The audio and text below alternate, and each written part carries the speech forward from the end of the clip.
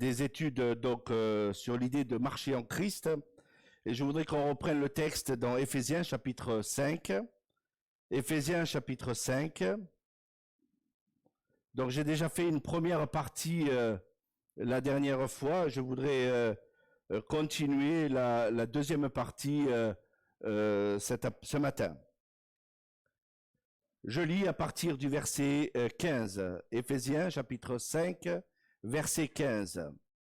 Prenez donc garde à vous conduire avec circonspection, non comme des insensés, mais comme des sages. Rachetez le temps, car les jours sont mauvais. C'est pourquoi ne soyez pas inconsidérés, mais comprenez quelle est la volonté de Dieu. Je voudrais juste faire un petit rappel de ce qui a été dit déjà la semaine dernière. Et nous avons vu déjà la semaine dernière la première partie de ce passage où nous avons mentionné que Paul a averti l'église d'Éphèse, il a averti les croyants d'être sages, de connaître le principe élémentaire que tout croyant devrait connaître, de se conduire avec sagesse et non comme un insensé. Je voudrais vous rappeler ce matin les mots qui sont synonymes, des mots familiers que nous pouvons trouver dans nos beaux dictionnaires Le Larousse. Un insensé est une personne qui est... C'est pas moi qui le dis, d'accord? C'est le dictionnaire Le Larousse. Donc je me cache derrière le dictionnaire Le Larousse. Un insensé peut être un cinglé, un déséquilibré, un dingue, un fou, un maboule, un piqué, un timbré, un toqué. Voilà ce que nous pouvons trouver dans les synonymes du mot insensé dans le dictionnaire français. Donc le Seigneur nous demande de se conduire avec sagesse durant notre vie ici-bas sur cette terre, de marcher avec circonspection. Cela veut dire avec précision, avec exactitude, en éveil. Et j'aimerais vous rappeler la fameuse illustration de la gazelle qui se trouve dans la savane, qui a besoin d'être toujours en éveil et elle a besoin de parcourir 360 degrés et toujours être en alerte du danger qui se passe autour de lui. Satan est un ennemi subtil et nous devons être des hommes et des femmes vigilantes dans notre quotidien. La stratégie de Satan est toujours la même. Il contrefait ce que Dieu fait et sa stratégie est de nous distraire. Et encore aujourd'hui, la stratégie de Satan est de nous distraire et de nous faire tomber. Et je pense que, en tant qu'enfant de Dieu, si ces passages sont là dans la Bible, eh bien, c'est de nous rappeler que Satan fera tout pour nous faire tomber. Deuxième principe que je vois dans ce passage que je viens de lire, c'est les occasions limitées que possède le croyant. Le premier principe, c'était le croyant doit être sage et doit être guider sa vie par le Seigneur. Le deuxième principe, c'est que le croyant a un temps limité. J'aimerais vous rappeler ce principe aujourd'hui. Verset 16, rachetez le temps, car les jours sont mauvais. C'est un verset préféré de un de nos frères qui est à l'église. Alors, je crois qu'il n'est pas ici ce matin, mais sûrement quand il va écouter cette prédication, il va s'en rappeler sûrement, mais c'est Mathieu Marie-Rose qui aime bien ce verset et qui le répète régulièrement, rachetez le temps car les jours sont mauvais. Il faut bien avouer que quand on regarde un petit peu dans notre société aujourd'hui, et où que ce soit, et dans n'importe quel pays dans le monde aujourd'hui, je pense qu'un chrétien doit racheter le temps. Parce qu'au plus on avance, et au plus, faut bien le confesser, que les jours deviennent de plus en plus mauvais. En réfléchissant un petit peu à la prédication de ce matin, j'ai essayé de voir un petit peu dans notre société, un peu si certaines choses qui étaient entreprises dans le passé et qui n'ont pas eu un achèvement final. Savez-vous, messieurs les musiciens, que vous avez une symphonie créée par Beethoven qui n'a pas été achevée? Elle s'appelle la symphonie numéro 10. Si vous allez sur Internet, il y a aujourd'hui des spécialistes qui essayent de créer ce que Beethoven n'a pas eu le temps de terminer. Alors ça sera jamais Beethoven qui va la créer, cette symphonie, mais en attendant, aujourd'hui, Beethoven a essayé de commencer une symphonie et qui n'a pas terminé. Si vous avez déjà visité certaines galeries, j'ai eu l'occasion un jour de visiter une galerie et je suis rentré dans une galerie et puis j'ai vu dans cette galerie un tableau tout blanc et ce monsieur vendait ça à un prix exorbitant. Et dans mon esprit, la première des choses que j'ai eues dans ma tête, je me suis dit, il avait peut-être pas assez d'argent pour finir ce tableau. Et pour moi, il était inachevé, ce tableau. C'est-à-dire, il avait sûrement commencé, mais quand vous discutiez avec ce personnage, si, il est terminé. On appelle ça de l'art moderne. Vous mettez un tableau tout blanc que vous achetez à 5 euros chez vous, et puis vous vendez ça à 1 million d'euros. C'est une fortune assurée, n'est-ce pas? Il y a des gens qui ont commencé certaines choses et qui ne les ont pas terminées.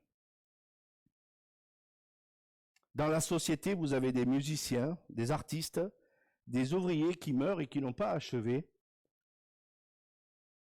parce que tout simplement, ils n'ont pas pu terminer leur œuvre. Vous avez des rêves qui ne deviennent pas toujours une réalité. Il y a beaucoup de gens qui ont des rêves, mais qui n'ont pas toujours la finalité dans ces rêves. Un mauvais mari, une mauvaise épouse, un mauvais choix, et puis c'est la catastrophe qui est assurée. Un travail avec un mauvais chef, et vous avez ce qu'on appelle la boule au ventre. Vous allez dans une société où vous travaillez un certain temps avec certaines personnes, et puis dans votre tête, vous vous êtes dit peut-être, ben oui, je finirai mon travail, mon temps dans cette société, et puis il arrive ce qu'il arrive, et puis ça vous fait changer toutes vos perspectives finales, parce que là, il y a une personne qui n'a pas voulu que vous terminiez dans cette société. J'ai eu l'occasion cette semaine de rencontrer une ancienne responsable de la Poste dans la région, et puis une personne enthousiasme. À chaque fois que je la voyais à la Poste, je voyais quelqu'un d'heureuse. Et puis cette personne m'a dit tout simplement, je viens de démissionner de la Poste. Je dis, ah bon? Et quelles sont les raisons? Elle m'a dit, oui, un mauvais chef qui est passé par là et qui m'a détruit ma vie. J'ai dû prendre la décision de démissionner de la Poste, 27 ans après son travail. Une maison construite à côté d'une ferme, terminer les week-ends sur la terrasse. Terminer les week-ends sur la terrasse. Et la liste, croyez-moi, elle est longue. Mais il arrive parfois que nous faisons exactement le même constat, n'est-ce pas? Que même chez les chrétiens, parfois, il faut le dire, il y a beaucoup de symphonies qui sont inachevées. Beaucoup de prières qui n'ont pas eu une réalité. Beaucoup de choses qui ne se sont pas passées comme elles devraient se passer.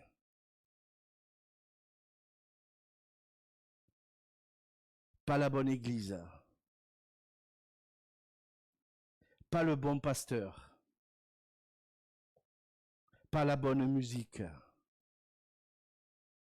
pas la bonne étude biblique, pas les bonnes rencontres, pas les bons chrétiens.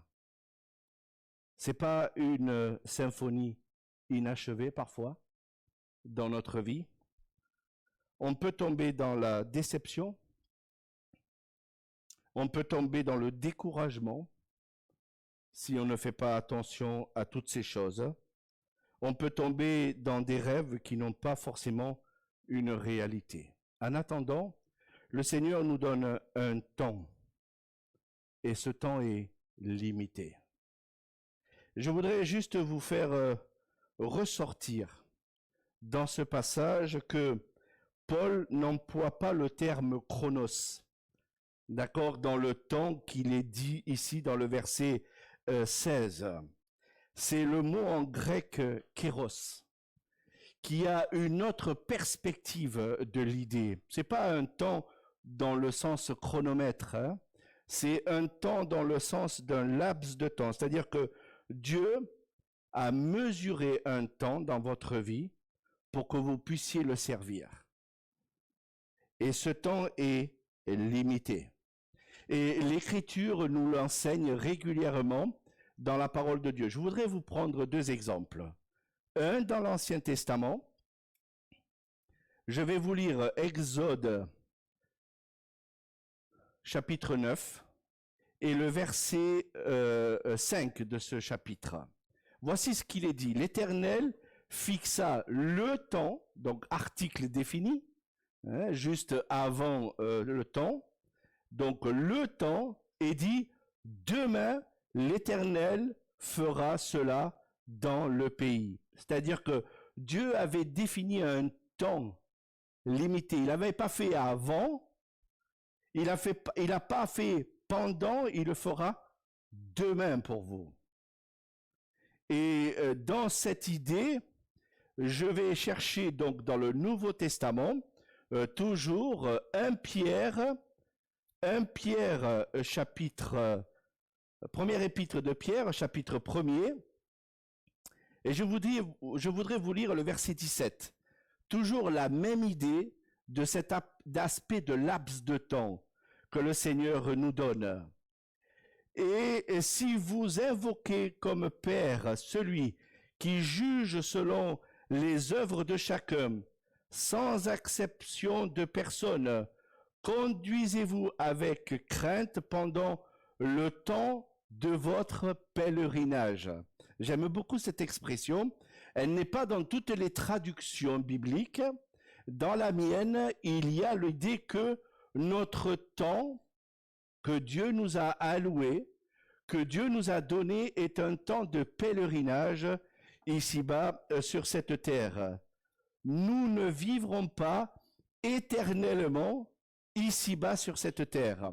On a un temps non pas chronométré, mais un temps alloué par le Seigneur, un temps qui est parfois réduit pour servir le Seigneur. Et le Seigneur nous demande pendant le temps que nous avons, eh bien, de le mettre pour le Seigneur, pour son service, de ne pas prendre des raccourcis avec le Seigneur, de ne pas rater l'occasion de dire ou de faire certaines choses. Vous connaissez cette expression? Ah, si j'avais su. Ah, si j'avais su. J'ai oublié de pardonner une personne. Ah, si j'avais su. Ah, si j'avais su, j'aurais passé plus de temps avec cette personne. Ne pas terminer un projet. Récemment, à la télévision, on a eu une personne qui a commencé un projet et qui ne l'a pas terminé. Vous vous rappelez de l'Arc de Triomphe? Ça s'est passé le 16 septembre 2021. vous aviez un artiste qui s'appelle Christos, qui avait une ambition dans la tête de recouvrir tous les monuments de Paris. Heureusement qu'il n'a pas couvert la Tour Eiffel, ça lui aurait coûté très très cher. Enfin, il a recouvert l'Arc de Triomphe, ça lui a coûté, enfin, à l'association, hein, ça lui a coûté 14 millions d'euros. Personnellement, j'aurais eu 14 millions d'euros, je l'aurais mis dans le projet de l'agrandissement de notre église. Mais je me dis, ce monsieur a fait un projet avec son épouse, il a imaginé un projet, mettre des tissus peints sur l'Arc de Triomphe. Il a fait ça dans beaucoup d'endroits, mais ce monsieur est décédé en mai 2020, donc il n'a pas pu finir ce projet.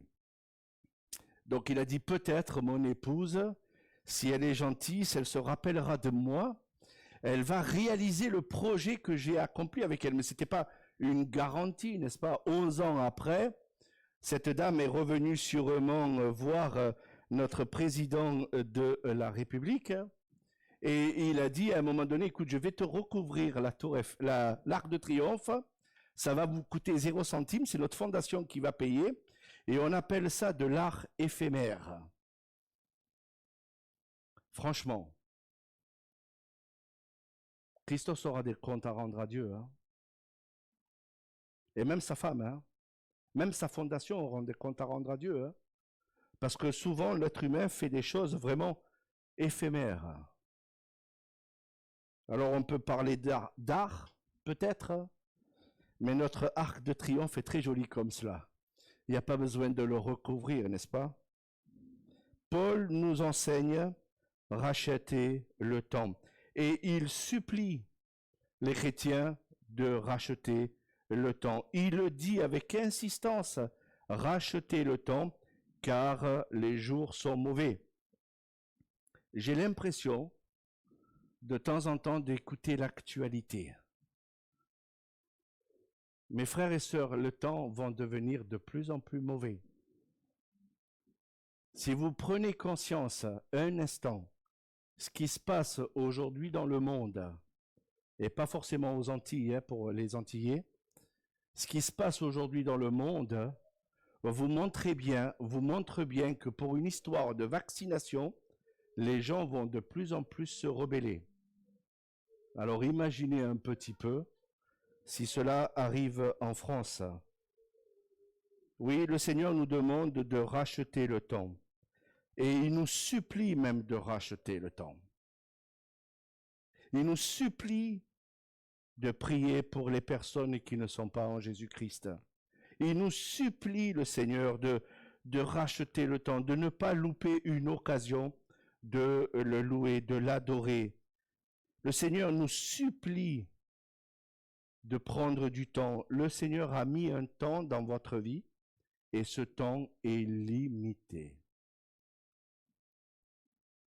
Voici ce qu'il dit aux Galates, Paul. Ainsi donc, pendant que nous avons l'occasion, pratiquons le bien envers tous et surtout envers les frères de la foi. Galates chapitre 6, verset 10. Le Seigneur nous a donné un temps pour pratiquer le bien envers tous les frères dans la foi. Alors la question que je me suis posée, c'est est-ce que nous pratiquons le bien pendant le temps qui nous est alloué, pendant le temps que le Seigneur nous a donné? Est-ce que nous pratiquons le bien? Il faut le confesser, c'est pas toujours comme cela dans nos vies. On perd souvent du temps.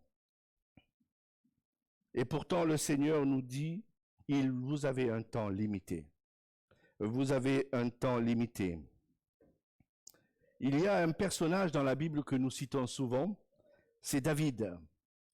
Je pense que David avait bien compris, si vous lisez certains passages, certains psaumes, David avait bien compris qu'il avait un temps limité dans sa vie.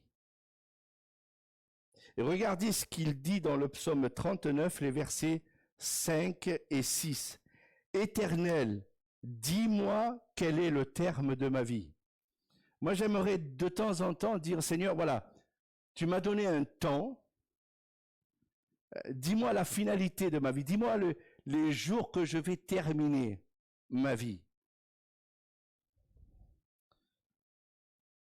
Et il continue. Quelle est la mesure de mes jours?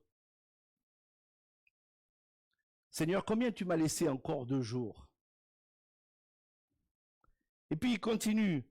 Que je sache combien je suis fragile. Il continue. Voici, tu as donné à mes jours la largeur de ma main. Et ma vie est comme un rien devant toi. Il suffit de vous mettre tous les matins devant une glace quand vous vous peignez et de vous dire, waouh, j'ai une ride supplémentaire ce matin. Je n'y prenais pas garde jusqu'à présent, mais j'ai une ride supplémentaire ce matin. J'ai des cheveux en moins. Moi, je fais un constat régulièrement devant ma glace le matin. J'ai de moins en moins de cheveux, quoique j'en ai une belle touffe. Mais de temps en temps, il m'arrive souvent de me dire j'ai de moins en moins de cheveux. Pour certaines personnes dans l'église, ils ne se posent même plus la question. Ils n'ont plus de cheveux sur leur tête. Donc, ils n'ont plus à se poser la question par rapport à cela. Mais quand même, certaines personnes se la posent la question. Certaines personnes ne passent pas le rasoir définitivement sur la tête. Donc certaines personnes se la posent cette question. Je ne vise pas tout le monde dans l'église. Hein. Vous prenez constat que je ne vise pas tout le monde. Je vise que ceux qui ont des cheveux sur la tête. Ceux qui en ont plus, c'est plus votre problème, messieurs. Mais en attendant, je sais une chose, c'est que Dieu connaît chacun de vos cheveux. Et même si vous n'en avez plus, Dieu les connaissait avant que vous les enleviez définitivement sur votre tête. En attendant, le Seigneur nous demande de racheter le temps pendant le laps de temps que le Seigneur vous a donné. Chaque moment d'une journée devrait être rempli de bonnes choses. Chaque moment de la journée devrait avoir des choses justes. Des choses qui réjouissent le Seigneur.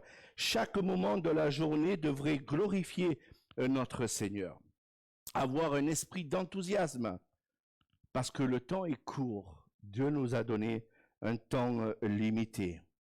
Et puis le dernier principe, le but que poursuit le Seigneur dans notre vie, c'est de ne pas être des personnes inconsidérées. Alors, il rappelle quelque part ce qu'il a déjà rappelé au verset 15. Prenez garde donc à vous conduire avec circonspection, mais en même temps, Paul, je dirais, il enfonce le clou. Ne soyez pas des personnes inconsidérées. Notre monde vit comme des personnes inconsidérées. Notre monde vit dans l'anxiétude. Notre monde vit dans l'inquiétude. Notre monde vit dans l'affolement. Le chrétien ne doit pas vivre comme cela. Le chrétien vit avec espérance. Le chrétien vit avec une joie dans son cœur qui est inexprimable. Si vous avez accepté Jésus-Christ dans votre cœur, vous serez avec votre Sauveur dans l'éternité. Nous avons cette espérance dans votre cœur, dans notre cœur. Il y a souvent des expressions qu'on invente. J'ai entendu récemment une expression « en nous changer les choses ». Vous connaissez cette expression? Quand ça va pas, hein, j'ai entendu ça récemment, « en nous changer les choses ». Alors je ne sais pas si c'est haïtien, si c'est guadeloupéen, si c'est antillais, si c'est martiniquais. Mais vous savez, il y a des gens qui pensent qu'en nous changer les choses. Sans Jésus-Christ, vous changez rien du tout. Si vous n'avez pas Jésus-Christ dans votre cœur, le monde ne changera pas. Vous avez un personnage politique qui sont des spécialistes, des inventeurs d'expressions. Le changement, c'est maintenant. Vous connaissez cette expression? Le changement, c'est maintenant. J'attends toujours le changement. Hein. Il a même démissionné parce qu'il a vu que c'était pas possible. Cette expression, c'était pas possible.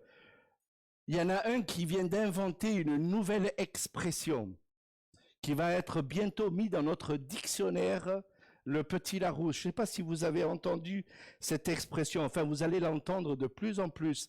Cette expression, c'est la remontada. La remontada, si vous ne connaissez pas cette expression, vous allez en entendre parler. Vous savez ce que c'est la remontada? C'est de remonter un score inattendu permettant à l'équipe de prendre, je dirais, de prendre l'envol dans la victoire. Et le match qui était joué d'avance pour certaines équipes, eh bien, ils la perdent à la dernière minute parce que ils ont fait ce qu'on appelle la remontada. De 4-0, ils sont arrivés à 5-0 et c'est l'équipe 5-4, donc l'équipe qui est adverse. Vous savez, quand il n'y a pas la remontada, on peut tomber dans le découragement, on peut tomber dans la démission, on peut laisser tomber. Mais le Seigneur ne n'agit pas comme cela avec nous. Le Seigneur ne veut pas que nous agissions comme cela dans notre vie personnelle. Il veut tout simplement que nous puissions prendre le temps et le temps d'agir avec sagesse avec lui, de ne pas être inconsidéré dans les décisions que nous prenons parfois qui peuvent nous éloigner du Seigneur. L'urgence d'une décision peut être une catastrophe et on n'est pas forcément dans la volonté de Dieu. La volonté de Dieu se trouve dans la parole de Dieu. Et si vous mettez la parole de Dieu à la première place dans votre vie, eh bien, automatiquement, vous marcherez dans la volonté de Dieu. Dieu ne joue pas avec vous aux devinettes divines. Dieu vous montre clairement que c'est dans la parole de Dieu que vous allez trouver sa volonté. Vous voulez connaître la volonté pour vous dans votre vie ce matin? Je voudrais vous en donner 5 points. Dieu veut que vous soyez sauvés, que vous soyez des citoyens et membres de la famille de Dieu. Dieu veut que tous les hommes soient sauvés. Est-ce que nous prenons conscience tous les jours dans notre vie que Dieu veut que tous les hommes soient sauvés? Cela est bon et agréable devant Dieu, notre Sauveur, qui veut que tous les hommes soient sauvés et parviennent à la connaissance de la vérité. Votre voisin, peut-être que Dieu le veut au ciel. Votre ami, peut-être que Dieu le veut au ciel. Est-ce que vous prenez conscience de cela? Deuxième volonté de Dieu, Dieu désire aussi que nous soyons remplis de l'Esprit. Il m'arrive parfois de réfléchir à cela et de me dire, est-ce que tu es bien rempli de l'Esprit, Nicolas? Parce que c'est dans la volonté de Dieu d'être rempli de l'Esprit. Ne vous enivrez pas, c'est de la débauche, mais soyez au contraire remplis de l'Esprit. Éphésiens chapitre 5, verset 18. Dieu veut que nous soyons épanouis dans notre foi. Dieu veut que nous soyons remplis de l'Esprit dans notre foi.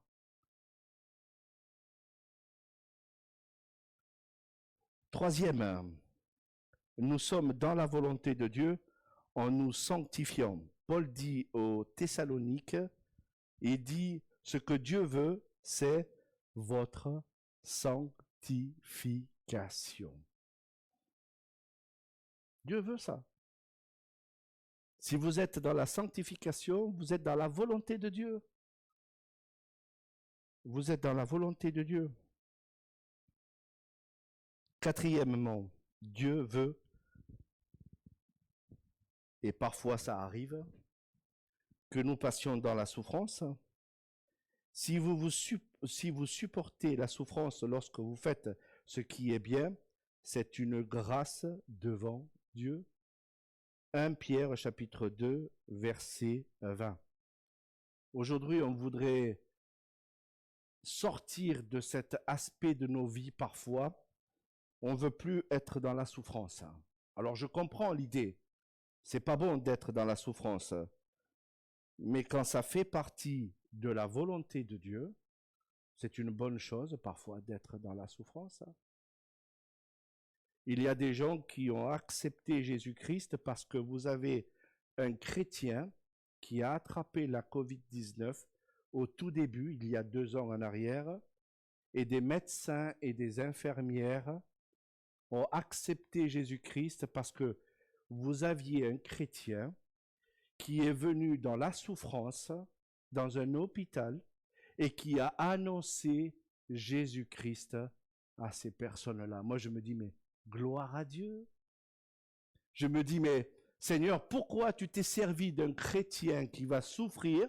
Oui, mais ce chrétien qui va souffrir va retrouver son sauveur qu'il a tant espéré, et pendant les derniers instants de sa vie, il va encore permettre qu'une autre personne, voire 2, 3, vont accepter Jésus-Christ.